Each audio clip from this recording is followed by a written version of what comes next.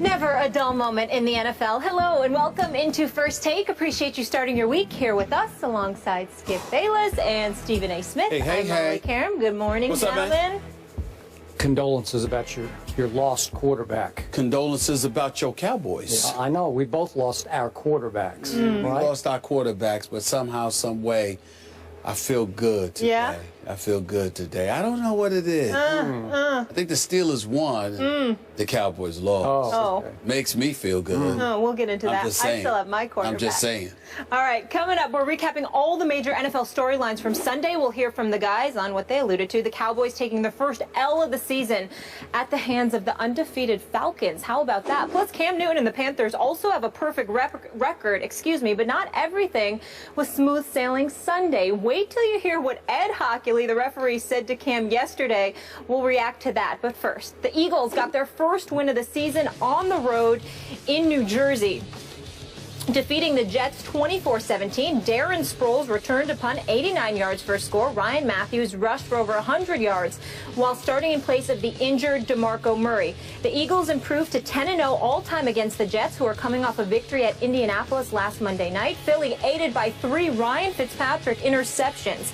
Stephen A., does this game prove that your Philadelphia Eagles have figured things out? Absolutely not. It does not prove that, Skip Bayless. Let me be the first to say that. The fact of the matter is that the Philadelphia Eagles showed up at MetLife Stadium in East Rutherford, New Jersey yesterday against a team who seemed ill-equipped to go up against them. The New York Jets, offensively, defensively, all around, looked confused. They looked lost. They looked pathetic. And by the way, I might add, it just irritated not just Jet fans, but anyone who looks at the Jets and continuously finds themselves in the position that whenever you sit up there and say the Jets have arrived, that somehow, some way the Jets are okay, something else happens. Now, you can sit up there with that face of yours, all right, sitting there going like this. Well, you know what? I'm not caught up in it either. I told you that the Eagles weren't going to do anything in the NFC East. I told you not to get all caught up in there. Oh, so what, all right? I don't feel like sitting there and giving you kudos for that because we'll get to your Cowboys soon enough. But I will say this to you.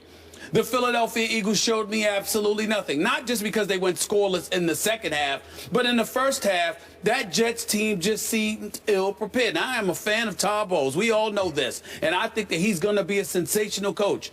But I did say in that first half yesterday, he didn't have them ready. Their offense, first of all, don't even get me started with Ryan Fitzpatrick. I just can't believe. I don't want you to faint when I say this, Skip, but there are actually people who call into my radio show every day that are actual fans of Ryan Fitzpatrick. Why, I have no idea whatsoever. It seems to me like the IQ from your Harvard education doesn't necessarily translate into you performing big time on a football field on an NFL Sunday. Brandon Marshall know what the hell he was thinking about with maybe one of the stupidest turnovers that I've ever seen. But, you know, we understand that he was willing to admit that, and we'll let that go. He only had 23 yards rushing. We know that with Ryan Fitzpatrick as your quarterback, you're going to have to run the football effectively. You weren't able to do that. We transition to the Philadelphia Eagles. We talk about DeMarco Murray, y'all. The absence of DeMarco Murray actually had the Eagles looking better. You said it. I will give you props for this with a smile on my face. You are absolutely right when you said Ryan Matthews may be better for this system than DeMarco Murray. But let me tell you something. Neither of them is better for the system than Darren Sproles. I mean, when you see what he did with the 89-yard punt return, with the 1-yard run, I mean, he was absolutely sensational yesterday. There's no question. And he came into the game, by the way, as the Eagles' leading rusher. He had 46 yards rushing on the season in his first 2 games. And then he was actually their leading rusher because we all know that DeMarco Murray had 11 yards and 21 carries, and Ryan Matthews only had 4 attempts, for crying out loud. But he showed up yesterday with 108 yards rushing. The Eagles came out, surprised everybody, switched things up a little bit. Obviously, their blocking was exceptional. Sam Bradford, even though he wasn't that impressive to me, did throw a couple of impressive passes. The defense overall for the New York Jets seemed ill-prepared. But to answer the question directly,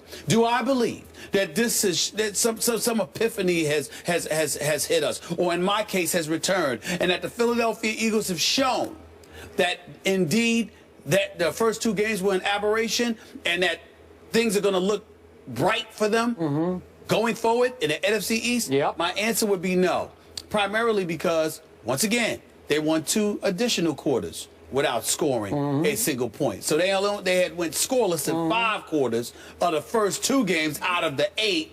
Now they've gone scoreless in 7 quarters out of 11. I mean, out of 12.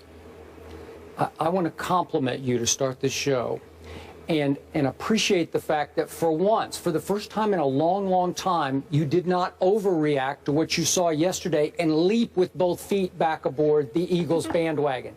That is impressive perspective on your part, because I did warn you on Friday, I thought the Jets were going to blow this game. Molly actually sided with me after I went out on the limb. That's about as far out on the limb as you can get. But what was my theory? Right. My theory was, it's the theory of too good to be true. When the whole world says that one decent team has 0 chance against another really good team, but the Eagles are still a decent team. I never said they weren't. I got problems with Chip Kelly, but they got talent on that team. They have talent. Every time I've seen that happen in my career, invariably, the underdog pulls off the shocking upset. You know why? Because the Jets read the papers, they listen to the radio, they watch television. All they heard all week long was that visiting team coming into your building has no chance in this game.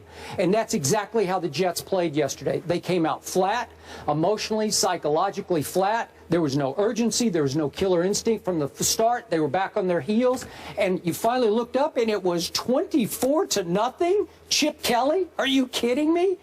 Okay, now what good did we take away from it? Well, none at the quarterback, because what you said was going to happen to Sam Bradford did happen to Sam. He was pathetic to me, generally pathetic. His QBR was 26, again, on a scale of 0 to 100. It's hard for me to say that, though, Skip, so many drop passes I saw the Eagles but you know what? Yesterday. Listen, this was not impressive.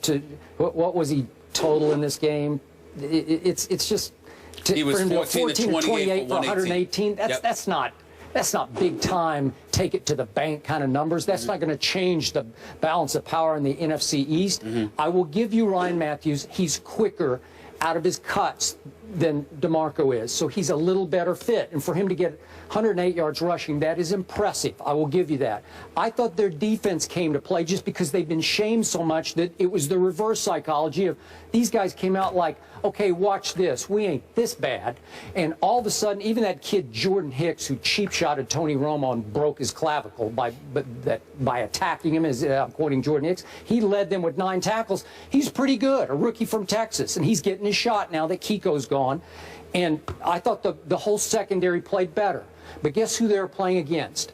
It's the same old Ryan Fitzpatrick. He's okay, but when you least expect it, he's going to throw it to the other team. So if you throw it to the other team 3 times, and then Brandon Marshall tries to make the ultimate hero play, and I'm not going to condemn him for it either, because they're down 17-0 on the Brandon Marshall play, and it was the equivalent of the basketball player going into the lane and going up to make a pass or a shot and then having nowhere to go. He thought he had to throw it back to somebody to make some sensational play, and there was nobody to throw it to except the wrong team. So you turn it over 4 times. Darren Sproles, you allow to get loose and take it all the way to the house on a punt return, which is like a turnover to me. It's like a touchdown turnover. So there are 5 huge blunders. You're not going to be able to overcome it even at home.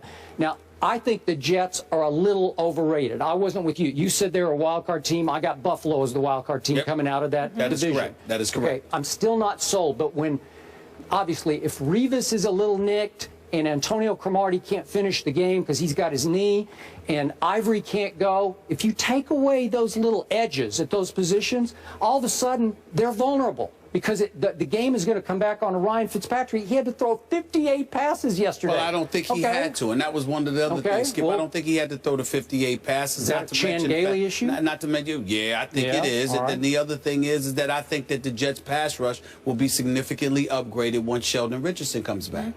Maybe. I mean, when I made my pick, it was under those premises, and I still stand by him. Yeah. Well, big picture, again, will the Jets bounce back and be pretty good? They will. But I am not betting on this Philly team. I'm still not going to bet on them in the East. And it's the only positive I could, as a Cowboy supporter, that I could take away from yesterday was they did win, but they didn't win impressively to me. They won by default because the other team didn't show up. I totally agree with that. Okay. And I'm of the mindset, listen, there's still a lot of work that they have to do. I guess a win could do a lot of confidence for you. But to me, what I'm seeing from you got to remember, Sam Bradford decided to bet on himself. He thought that he was worth more money that they were offering. He's betting on himself. I don't know how wise of a bet that appears to have been. But that also means there is the possibility that he could be gone from the Eagles as of next season. You're Chip Kelly. Not that Nick Foles is anything to brag at home about, to go home and brag about, but at the same time, you know, who's going to be your quarterback in the future? What kind of players are you going to be able to get? These are all the kind of things that I think we need to watch out for and monitor with Chip Kelly and his Philadelphia Eagles, because I'm not sold. I'm not sold based on what I'm seeing. And before we go completely gaga over what Sproles did yesterday, I'm going to remind you, he carried the ball 11 times for a total of 17 yards, and he caught 4 passes for a total of 19 yards. So it wasn't within the confines of the offense he did his damage. Right. You just can't let him catch a punt and have room to run with it. Right. It's your fault. The joke's on you. That's your fault. Yeah, that's fair. Because you can kick it away from him. You cannot let him loose. That's fair. That's fair. He sure is fun to watch, though. Oh, he's fun that when he gets going. elusive. Oh, yeah. He's fun to watch, yep. All right, so the Redskins, Eagles, and Giants are all now tied at 1-2 behind the Cowboys.